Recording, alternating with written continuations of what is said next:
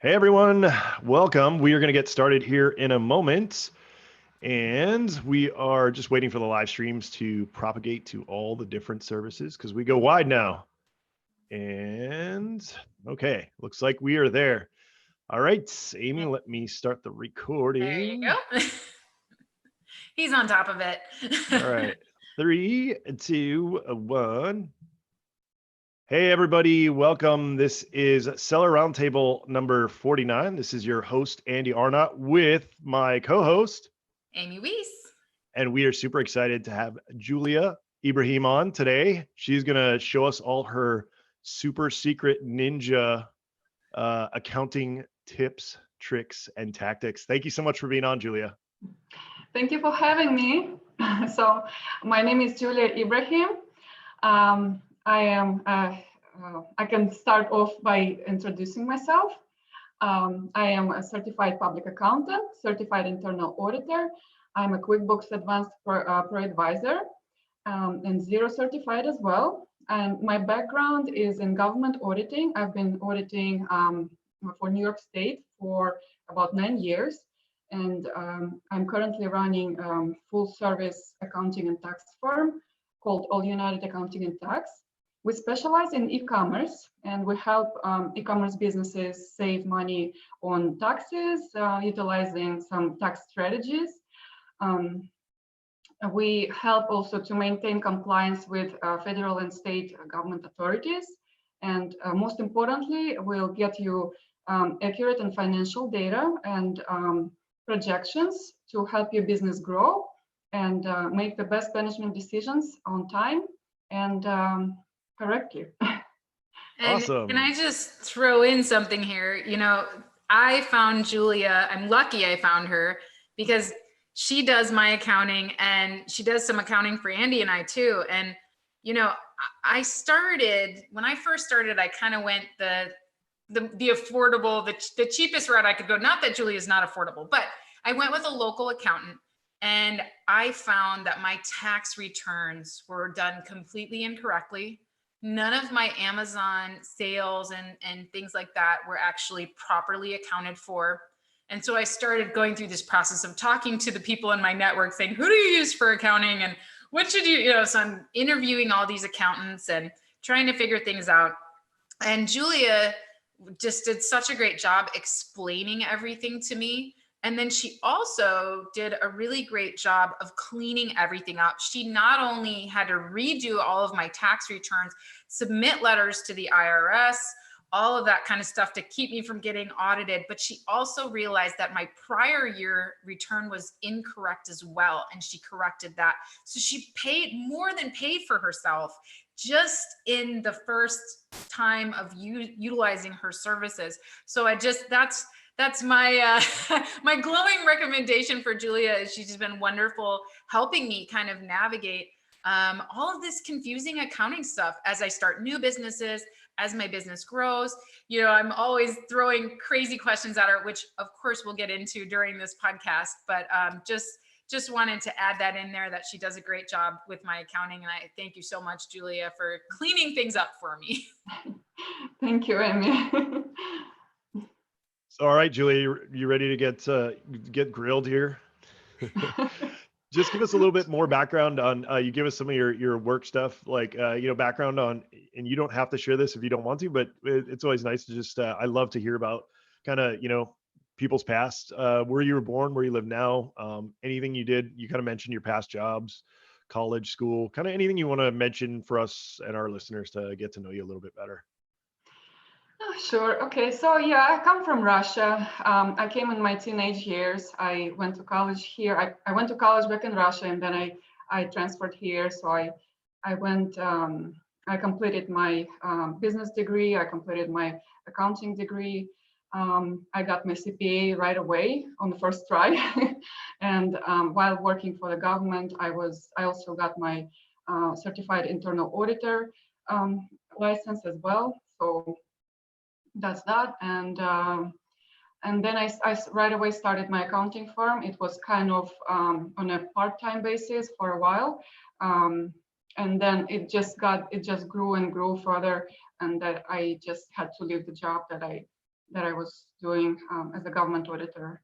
And my team, they all miss me, but but I had to do this because I like working for myself much better, and my firm is growing now much more than I anticipated in the last few years. And we've been specializing in e-commerce, and that's probably one of the reasons it's been growing exponentially, because a lot of e-commerce businesses are very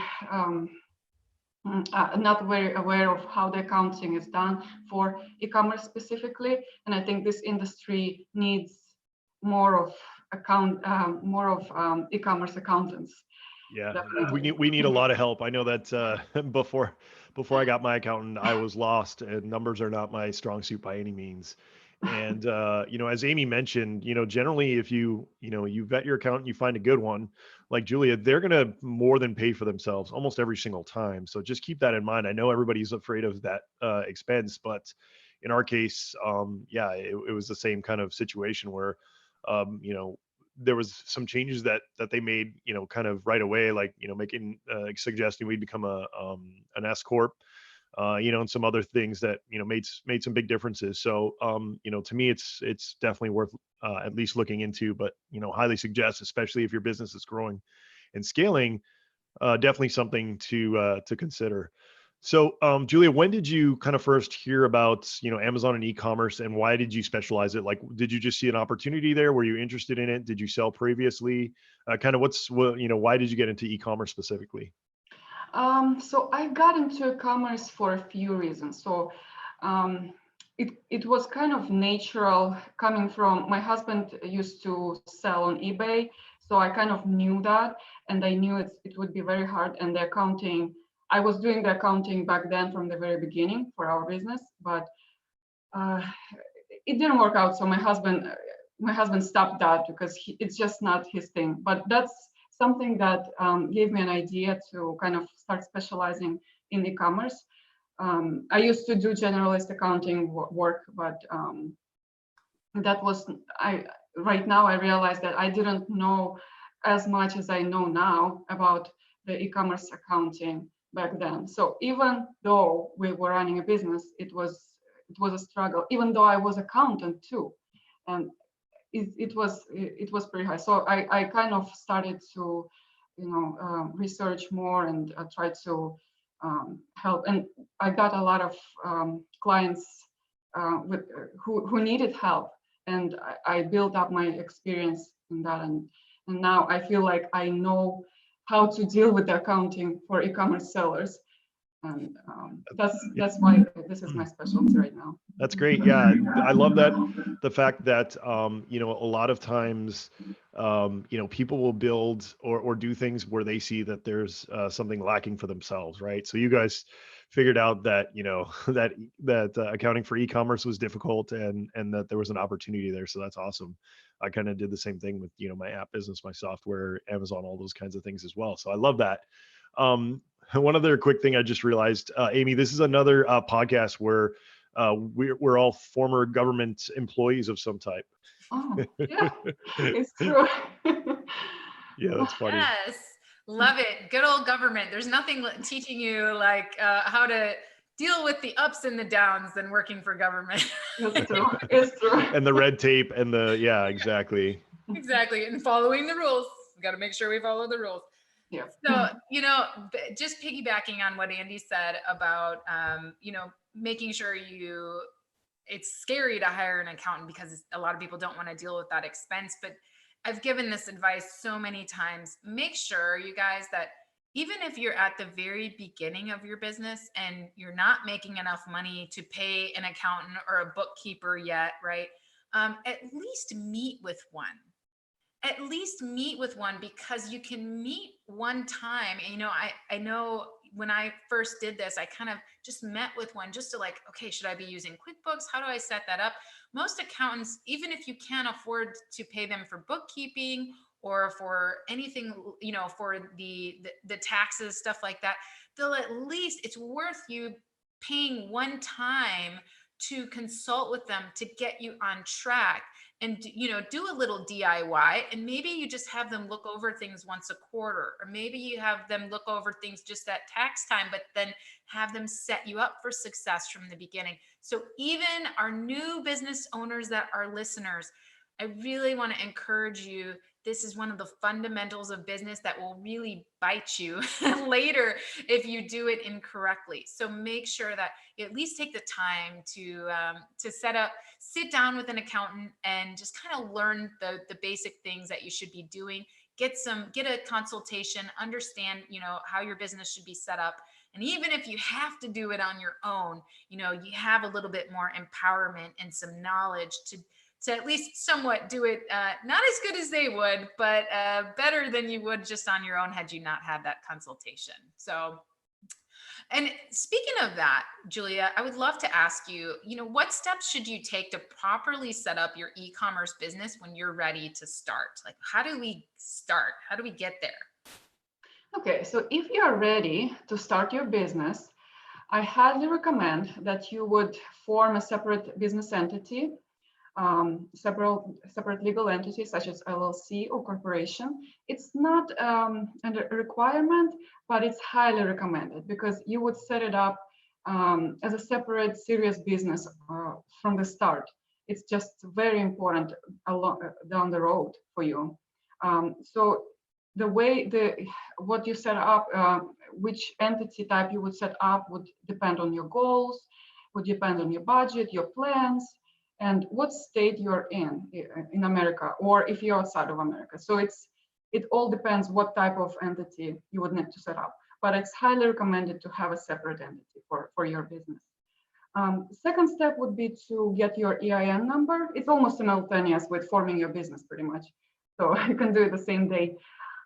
It's very important that when you get your EIN, you select the correct entity type and select the right business type, because you don't want to have it done corrected or need to be if it needs to be corrected in the future. So and to get that EIN number, you just go to, if you're in the US, you just go to the irs.gov website and you put in, so this is after you file your entity and you've got your, your organization documents and okay, I'm a C Corp, that kind of thing, or you put that in there and literally in minutes, you are up and running and the IRS will give you an EIN. So it's very instantaneous. It doesn't cost anything, but that EIN then enables you to start a bank account for your business and file your taxes as a business and set up your resellers licenses and all of those things that you might need. So great tip there, Julia. Please continue. Yes, so you already kind of dipped into it a little bit. So it's important that once you get formed your entity, it's important to have your business account opened. If you can't, because some businesses don't have opportunity to have a separate business account, at least have your personal account, bank account, separately set up exclusively for business. So it's not commingling funds with your personal funds, because it might cause you some issues down the road after that. And it's much harder to keep track of your numbers this way. And so, if you are starting with a personal budget like I did, my business didn't have any credit in the beginning. So I had to take some of my personal funds and put it into a business bank account, and so that I could use it. And even when I use personal credit cards, I just use those for business. Right. So I don't, Julia yells at me if I don't. So, and I don't like to get yelled at. No, I'm just kidding. She's very nice. But, if you're needing to use personal credit cards, which a lot of people do when they first start out their business, you want to make sure that you're specifically using that card for business, and that card is what is attached, and you're not then, okay, let me go grocery shopping with that next week, and then let me go back and buy office supplies for my business. So it's okay to use personal funds, but don't commingle them in your account. Put them in your business account, or use that personal credit card only for business expenses and don't mix them. Is that right, Julia? Yes, yes, you're correct here. Yes, so that's that. And the last step would be to find out what your sales tax obligations are in your home state, if you're in the United States, because right now the law is constantly changing. Some marketplaces are collecting and remitting sales tax on your behalf. Some states would still require you to have to register for sales tax collection. Other states would say close your license if you're just selling on Amazon, for example. But if you're selling on Shopify, that's a different story, because Shopify does not remit sales tax on behalf of the seller. So it's kind of complicated. So you would need to do your research and find out what your sales tax obligations are from the very beginning, so that you don't get caught after that and get some. And that's something else to consider as well when setting up your entity. So I know a lot of people, and we're not lawyers, and we recommend you go talk to a lawyer about that. But I get that question all the time: is, Amy, should I set up my entity in Wyoming? Because wherever you set it up, you need to do your research and find out what the tax implications are. Because the last thing that you would want to happen is you're running along in your business and you're growing and everything is going good, and all of a sudden a state sends you a letter and says you owe us a good chunk of change, and you're like, what? I didn't even know about that. So yeah, definitely whatever state you choose to incorporate in, make sure you, as Julia says, that you know the tax laws and the sales tax requirements. Yes. Very good. So what steps should e-commerce, so we talked about when you're getting ready to start, but what about during their first year or two of business? So now we've gotten our first product out there, it's selling, we're in our first year or two of business. What now? So what now is you would need to have some kind of system in place where you would track your numbers. That's very important, and a lot of sellers neglect that step for some reason. They either assume that marketplace is tracking it all for you, or it's all in your head. It can't be. So you need to put a system in place. So the general idea is to track your gross sales and your business expenses. So, and then the net would be what you keep in your pocket, the net sales. And you would need to also keep track of your inventory. That's very important, because it makes a direct impact on your taxes. If you're for example, some sellers would code all the inventory as cost of goods sold. Even if it's not sold yet, they would still code it as a cost of goods sold. So they technically reducing their income when it's really should be, that inventory should still be in the inventory and not in cost of goods sold, which is an expense. So I'm sorry to get into all this accounting detail, but I was actually watching. I was actually watching the Profit the other day, and he was explaining with Marcus Lemonis, and he was explaining the importance of that, because I think that's called cost-based accounting, and the IRS does not like that. And he was saying what you're doing is you're saying that inventory is already sold, when in fact that's actually part of your asset list, or your what you could report as, hey, we haven't made this money yet, this money's tied up, and that could actually be better for your taxes in the long run. Am I tracking that correctly? Yes. So that's very important in the first 2 years of business. So, but to start, when you are just starting, even going into the first 2 years, make sure you track your receipts as well, because your bank statements and your credit cards are not enough. It's not sufficient to just have those. In case you get an audit notice or something, they would need a receipt, the actual physical receipts for the expenses to support those expenses. Yes, So I learned this the hard way when Julia, was fixing my tax returns and everything. She said, "Do you have receipts for all these things? Because if the IRS audits you, that's going to be a problem." And we hadn't been tracking our receipts. We were just like, "It's in QuickBooks. It's fine, right?" mhm, No, it's not fine. no. So what I use now is Airtable. Airtable has a really great expenses template, and you can put the Airtable app on your phone. And so it's very easy. When I'm on the go, I just take a picture of that receipt and put in the information and what the expense was for, and that enables Julia to be able to pull that receipt down and take a look at it. But for me, that's the easiest way to not have to like hang on to all this paper or lose it. As soon as I make the purchase, as soon as it happens, I take the picture with the app on my phone, and then it automatically gets uploaded to the Airtable. So that's my little trick for it. I know QuickBooks also has a way to upload receipts, but for those of you who are not as adept at QuickBooks, or you want an easier, free way to keep track of receipts, Airtable is a good option. Amy, I just showed you the other trick that I just found out too. If you guys want to do this, looks like it's not on iPhone yet, which is weird, but on Android, there's actually a scan option now on Google Drive. So you pull up your Google Drive, you hit the plus button, and it'll say scan. You can have a folder in there that says like receipts, 2020, and then you just take a picture of it, and then it automatically goes into that folder. Done. It takes like 5 seconds. I've been using that for my wife and I are doing a house flip right now. So, we have stuff that when we go to the hardware store that we are expensing for that home flip. So we've been using that. It's been working really well. I'm going to start using it for all my businesses. Yeah, that was a really good tip. Yeah, definitely. More like a lot of my clients use that same Google Drive we use to exchange documents. I think, Amy, we also kind of started off that way, but you wanted to switch to Airtable.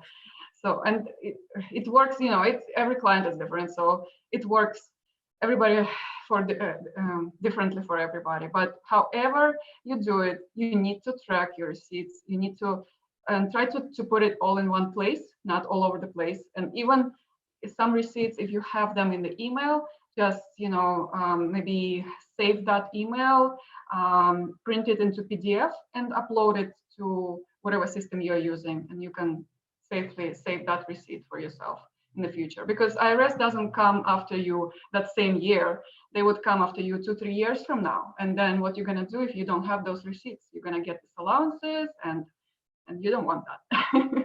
That's the worst thing you can that can happen. So definitely keep receipts. Mm-hmm. All right. Any other tips for the first year or two of business? I know something that you turned us on to was A2X software, which that software really helps take all of Amazon's charges and your inventory at the product sale level. And at first I was like, Julia, I don't have that many SKUs. I'm not like Andy over here with 800, I don't need to be paying another monthly amount. But then as soon as, she made a good argument for it, but as soon as I saw the level of detail and how much then we were able to translate that into, what we report to the IRS, that really, was again, a small price to pay. And it just breaks everything down, like all of your fees, the things that sometimes show up on one screen in a report on Amazon, it breaks it all down into like tiny little chunks. So then, you have your advertising and you've got every level of your product sale, your fees, all that kind of stuff, and it imports it into QuickBooks. So for those of you who haven't checked out A2X, that's another thing that we used in our first 1 to 2 years to get things on track at the recommendation of our accountant. So anything else for the first 2 years to keep people on track? I would say another recommendation would be if your business is growing fast, then definitely take a look at your business legal structure. If that's still valid, if it's still the most tax advantages for you, for your business, because maybe you started out with LLC, but down the road, maybe in a couple of years, you might want to change that and save yourself some money on taxes and get some other benefits if that's something, if your business dramatically changed over the past 2 years. So it Oh, depends. that's a really good tip. Because you might be paying a bunch of freelancers right now through the 1099 method, and maybe you would be better off switching over to an S corp and W2ing yourself. I know there's a lot of really cool. I've been asking Julia, like, for Amazing at Home, like, can I write off my clothing that I wear to go do public speaking? And she's like, not as the entity that you would have to switch that to S corp and make that an employee benefit. So there's a lot of cool things you can do as you grow with different entities. So if you're running into problems where you're not able to write off certain things that you're like, but wait, that's for my business, that's not for personal, it might be a limitation of the type of entity. So talk with your accountant about that, and make sure that you're looking at your expenses and what the benefits would be if you swapped over. Yep. Very cool. Julia, quick question on that. Sorry, Amy. So Julia, what I was wondering is, when we went to our accountant years ago, his justification, tell me if you agree with this, is that if you make more than $1 million a year, then the S corp makes more sense than an LLC. Is that true? Generally, or is that a hard and fast rule, or is that just like a starting point to like start looking at that? I get this question a lot, and I would say it all depends on your particular situation. At $1 million in net profit, that S corp would probably make sense much more than LLC, definitely, I would say. But I will always recommend to do an analysis of a comparison of different business legal entities and how much you would be paying in taxes as LLC, as S corp, C corp. So right now, it's just hard to say, and the law constantly changes. The last couple of years, the tax law changed again. The percentages changed. So yeah, it would all depend. Looks like I'm going to have him reevaluate. See if it's still the best setup. You might want, especially at that point, you would want to reevaluate more often than less. Yeah. Okay, cool. Thanks. Yeah, I think sometimes it's more costly to have. I know I was looking into that as well. And when I ran the numbers and everything as an S corp, I had a friend who was actually an accountant auditor run my numbers for me. And she explained, like, hey, there's a lot of people that she had worked with that had switched over to the S corp, and it was actually costing them more because they were just not ready to be there yet in their business. So that's why it's so important to have an awesome accounting professional. But yeah, I get that question a lot too. Like, what kind of entity should I form? And I always tell people, like, go talk to your lawyer and your accountant. That's what you should do. So speaking of accounting and systems and software, we talked about A2X, but are there any other systems or software tools you would recommend that people have in place for regular accounting and really keeping track of things once they grow beyond the spreadsheet? Yes. So that's what I was gonna start kind of when you are just starting. It's okay to have your numbers on spreadsheets, but you will find that that's overwhelming very quickly. You'll outgrow that if your business keeps growing, and especially for the inventory tracking, it's really hard to track on the Excel spreadsheets. So what I would recommend, once you feel overwhelmed with Excel spreadsheets, go ahead and sign up for a formal accounting system such as QuickBooks Online or Xero. Now, I'm not affiliated with any of these softwares, just letting you know that something comes from the experience and what my clients use and what's most popular out there. So QuickBooks Online seems to be the most popular right now.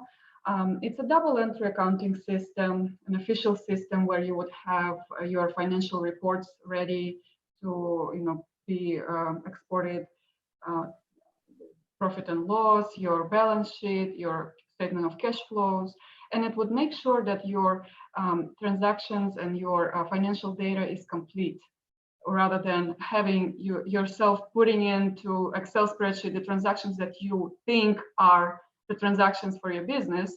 The QuickBooks would pull them automatically from your bank account or your credit cards, and all you would have to do is categorize it correctly, and that would take care of completeness piece. At least you are not Yes. missing anything. Sure.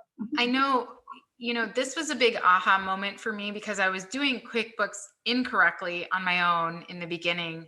And then when you took over bookkeeping for me and we have our monthly accounting meetings, it was such an aha moment to, you're walking me through my profit and loss and you're really helping me understand, oh, wow, that was my expenses. Oh, that's how much I spent on software.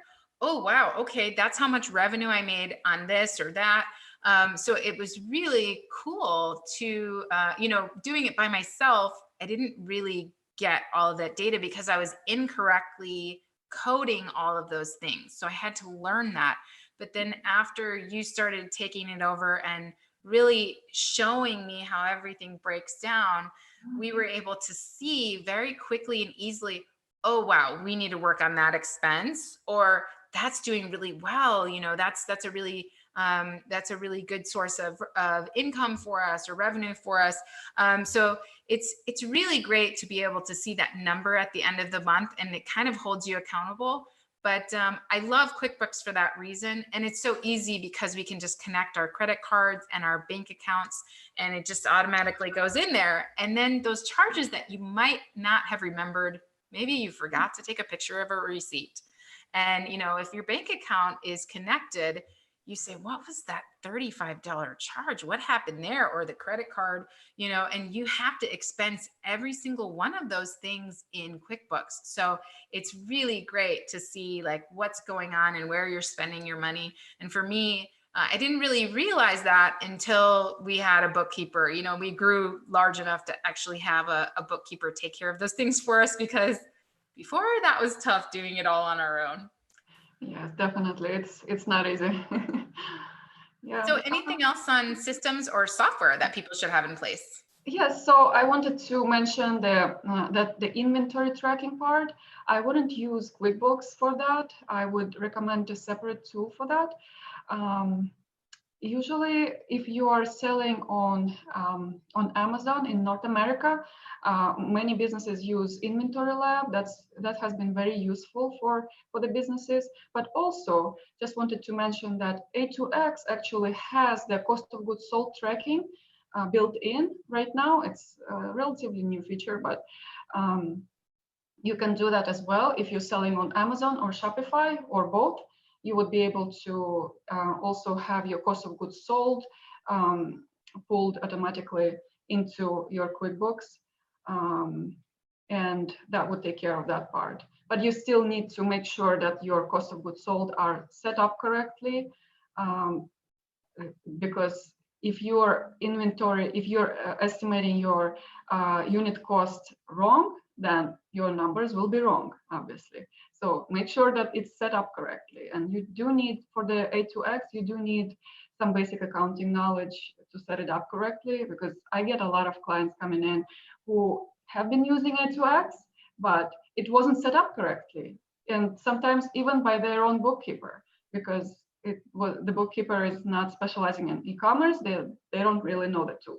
So I would need to, I needed to kind of correct that, the setup, and then redo the A2X imports. But that's something to, to be on the lookout. Yeah. And another tool that I would recommend for sales tax is TaxJar. It's, one of the most popular tools right now that people are using. And there are other tools out there like Avalara, for example, but TaxJar, I would say, is the most popular. And you also need to kind of know what's going on with the sales tax situation, because TaxJar would give you some hints, would give you the numbers, but you still need to manually make sure that you're following, you're in compliance with all the states, and yeah, so. Yeah, I want to follow up with what Amy was saying, which is knowing your numbers. I think that's a huge issue with so many entrepreneurs, especially e-commerce sellers. You're looking at your bank account, you're looking at your expenses, but you don't really know where the money's going. When you get a clear picture, you can really start, focusing more on profit. So, if you look, like Amy was saying, that you're paying, like for me, I pay tons of like I have 540 domain names. So that's a huge yearly expense. Now, to me, those are an investment. I'm like holding on to those because I know they're going to be worth lots of money, 5-10 years from now. But that's a huge expense. I'm able to now pull it up and see, like, is that an expense that number one, I'm willing to pay? Is it going to return? Or is it something that I should pair off? And you can do that for all different types of expenses. And really, I mean, by having that, having that information, those numbers, information that it's power in terms of, getting your business to profitability. So that was one of the things we were very slow on. And I wish that we would have, been the other way around, where we started being really obsessed with our numbers from the beginning, because we would have had a very different, journey. I mean, even back when, when I was doing my app business, we were making in, a great amount of money, but then not being smart with it. And, we would have been in a completely different place if we would have, had a little more idea of what we were spending on, how we were spending, all that. So knowing your numbers is powerful. Definitely. Definitely. So those are some really great tips for software, A2X, QuickBooks. Inventory Lab is typically more of a software for people that do like online arbitrage, retail arbitrage, that just have a bunch of different brands and they're doing a lot of scanning and that kind of thing. So I would think A2X might be something better for somebody that's doing private label. However, maybe if you have a large number of SKUs in private label, Inventory Lab would also be very helpful for you. So great tips on that. Now we're going to get into documents and records. So when it comes time, and we are all preparing to do our taxes right now, we are all preparing. I get all nervous around tax time for some reason, probably because of my last 2 years tax returns. But we've got to prepare. So what should we do? What's our to-do list? So you would need to, first of all, put together a list of your income and your expenses. So that would be a profit and loss. That would be either in your accounting system, if you have a system in place, or you would just need to put it all together manually yourself, basically, using your bank accounts, bank statements, your credit cards, and your Amazon summary report. So that would give you your gross sales. You would need to have your gross sales, your marketplace fees in place. You would have to have a list of all your expenses. And there are a lot of expenses that you can write off on your taxes. Just make sure that you're not missing any, because it will cost you extra money in taxes if you miss some of the expenses that you are entitled to. Some of the expenses I can mention, but that's not an exhaustive list. So if you are traveling, if you're purchasing your inventory, you can write off your car expenses.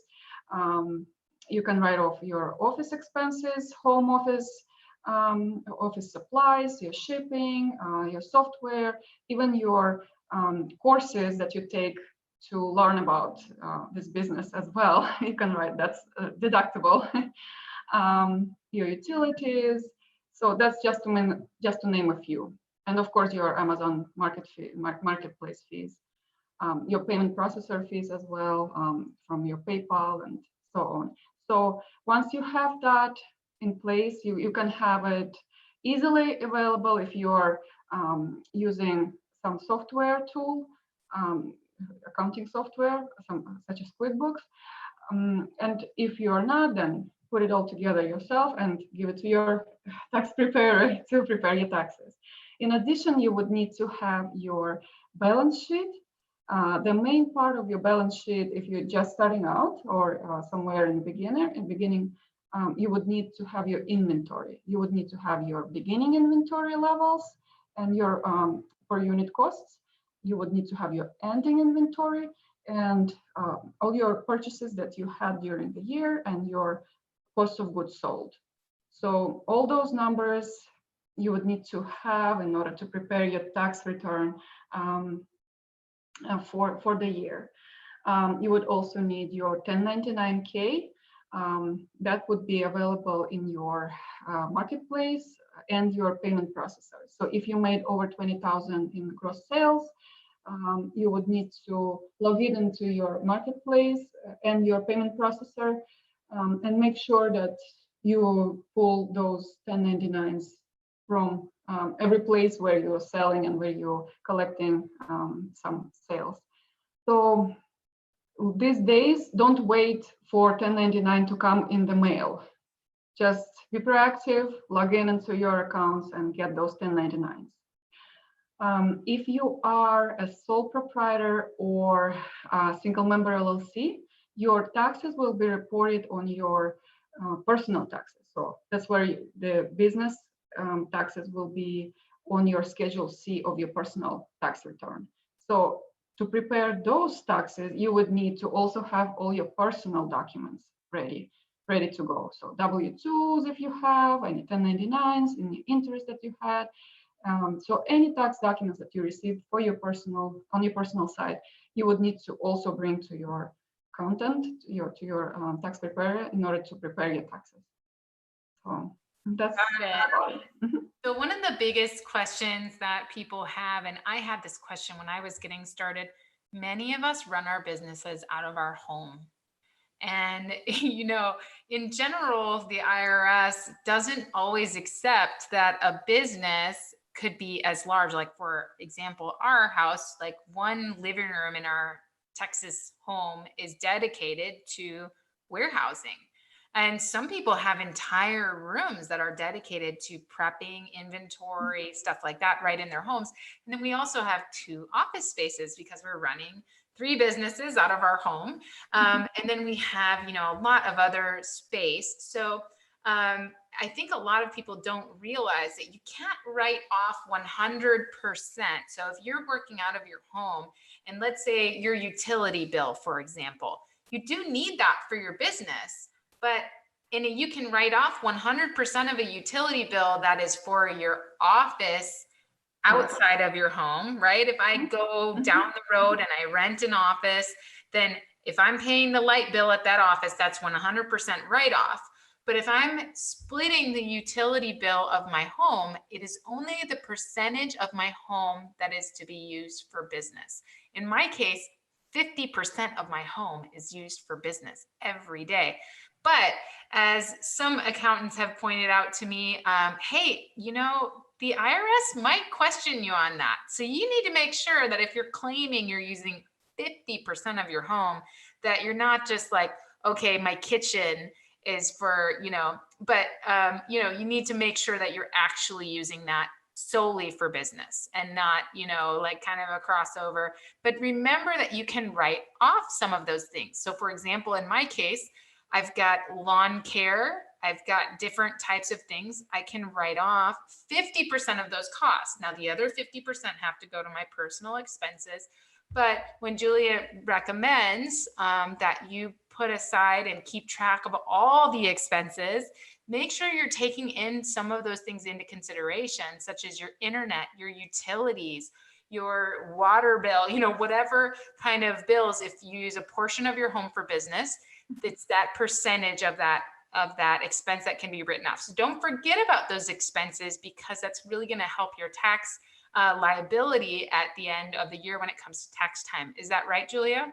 Yes, you're correct. Yeah, absolutely. And for some easy math for people, so correct me if I'm wrong, Julia, if you lived in 1,000 square foot, apartment, and 200 square feet of that was dedicated to your business, then you could write off 20% of, say, your internet bill, correct?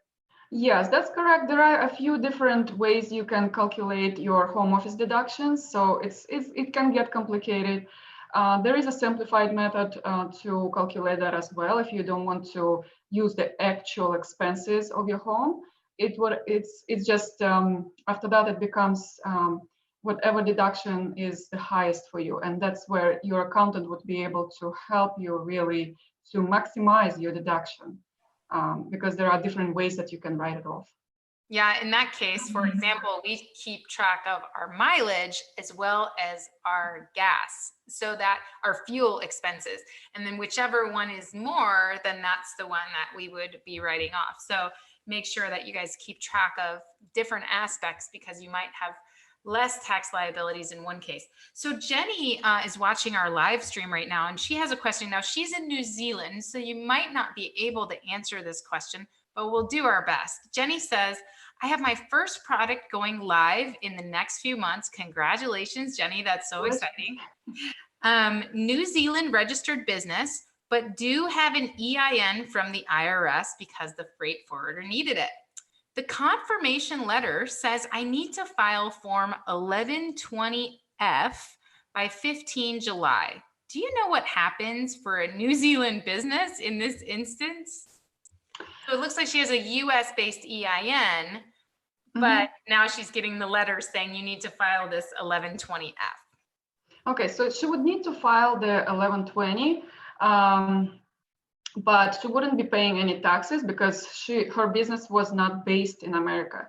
So she would need to file that special form. And I don't remember exactly the number of the form, but there is a form that you file that we would need to file for a foreign entity, even though she has the US-based EIN. She wouldn't have to pay any taxes on it. So that's a very simple form to do.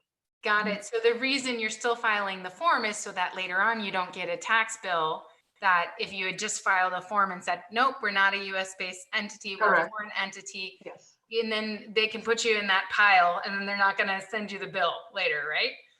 Yes. Okay, great. Andy, I think you're next. You're right. So Julia, what are the most common accounting and tax mistakes that e-commerce sellers make, and some tips maybe to try to avoid them? I know we've already talked about that a little bit. So the first mistake that I noticed, most common mistake, is when the business, when the seller is assuming that the marketplace is tracking everything for them. So they can just log in into their Amazon account and they have their numbers right there. They're wrong because they're not tracking all the other expenses. In the end, they don't have a system in place to have, to know whether their business is making money or losing money, because not all the expenses are accounted for. And they think they know their numbers, but all they know is what Amazon is showing them their payouts are, and that's not the accurate picture of their business. So to avoid that, set up a system, set up an accounting system. Now, another mistake is assuming that you can do it all. So some people like to do it themselves, and they would set up their system. They do some research, they do some learning how to do the accounting themselves, and they set it up. But it turns out to be incorrect, so they cannot rely on those numbers. And unfortunately, sometimes it happens that they find out that when it's a little bit too late, when they are so much into the game, they spend thousands and thousands of dollars into this business, and they didn't know that they were actually losing money because they don't see the correct picture in their numbers because the system was not set up correctly. So it becomes very time consuming for them after a while, even if they do it correctly. But most of the time, there is always something about the setup that needs to be corrected, unless it's done by a professional accountant or somebody who knows e-commerce. So that brings a lot of cleanup work for me. Sometimes some of these businesses would just still insist that they've been doing it correctly, but once I get into their books, I notice tons of mistakes. And some of those mistakes would be like recording their sales, their payouts in the bank as sales, which is incorrect. And it's actually just a payout. Your gross sales are the sales that you had, and then the Amazon fees get deducted and the net gets deposited into your account. So you need to make sure you recorded that correctly, because at the end of the year, when you get your 1099K and it doesn't match your QuickBooks sales, you would be wondering why it's so much higher. And that's why. That's one of the most common mistakes that do-it-yourself sellers make. Also, a lot of sellers are not keeping receipts. We talked about it already. It's very important to keep the receipts. And inventory, that's a big part of, of mistakes and corrections that we need to make. If you're not setting it up correctly from the beginning, you're not estimating or you're not calculating your inventory unit costs correctly, that throws off the numbers as well. So try to avoid those mistakes by maybe consulting with a professional, making sure that you're keeping, even if you do it yourself, you set up correctly and check in with your accountant once in a while to make sure everything is run properly. So I just thought about something because this has been changing a lot. Can you just explain a little bit about the sales tax? There's been a lot of changes going on, and so there's marketplace facilitating laws now in a lot of states. Can you explain the difference between a state that's doing that and states that are still doing it the old-fashioned way? Okay, so there are states that are participating, that passed that law for marketplace facilitator law. And those states, if you are only selling on Amazon, most of those states would allow you to deregister, and Amazon would just take care of the sales tax for you. It will automatically collect sales tax and remit it to the states on your behalf. There are a few states, such as Florida, for example. They are still not participating in marketplace facilitator laws, so they are not. They are in works for that, but there are a few states like that are still the old-fashioned way. So what you need to do is you need to you're supposed to, if you have inventory as an FBA seller, for example, you have inventory stored in those states, you would need to register for a sales tax license there and collect and remit sales tax on behalf of the sellers. So you would that's for the old-fashioned way states, but more and more states are joining this marketplace facilitator law, and hopefully soon we will not have to take care of do this manual anymore. But if you are not selling just on Amazon, if you're selling on other platforms such as Shopify, then it's a completely different story. Even if you're in the state that is within that marketplace facilitator law where it's passed, you would need to be registered, you would need to collect and remit sales tax manually, and then it becomes a little bit more complicated when you remit your sales tax to those states. If you're selling on other. But eBay also joined the marketplace facilitator, so those who sell on Amazon and eBay are good to go. Yeah, I'm just mad at the states who continue to do to not participate, because I mean that's been one of the biggest frustrations ever in terms of selling on Amazon, selling online. In Europe they have the VAT, right, and it kind of goes across borders and things. It's so much easier. But I'm glad they're finally starting to make inroads there, but it's still frustrating that in 2020 we're still having to deal with all that. But cool, awesome, thanks, a lot of good insight there. All right, Julia, I think we are done grilling you, unless Amy, did you have any follow-up questions? I don't think so. How can people get in touch with you, Julia? How can they reach out if they want to work with you, or even just take a call and so you can kind of share with them how you can bring value to their business? So if you need my help with getting your financial clarity with your situation, and if you need to discuss some strategies, how to save the money on taxes, and if you want to make sure you're in compliance with all the regulations, you can either send me a message, a Facebook message. You can find me on my business on Facebook, Julia Ibrahim CPA. and send me a message, or you can, on my page, you can also book a call with me. There are some links there that you can schedule a call with me as well. And I'll be happy to help. Awesome. Thank you so much for being with us. Yes, definitely. And we'll include those links in the show notes as well. And, you know, it's just been wonderful. I know accounting is something that people just really struggle with. It's a scary thing when you're first starting your business. It can be even scarier if you grow too fast and you haven't had things set up properly. So we just thank you so much for the awesome tips that you gave our users today to be successful in their businesses. Thank you for this opportunity to be part of it. Thank you. Thank you guys so much for listening. And if you haven't done so yet, we really hope and request that you subscribe to the podcast, share it with somebody who you think is going to get some value out of it. And of course, if you give us a review and a star rating, we also appreciate that.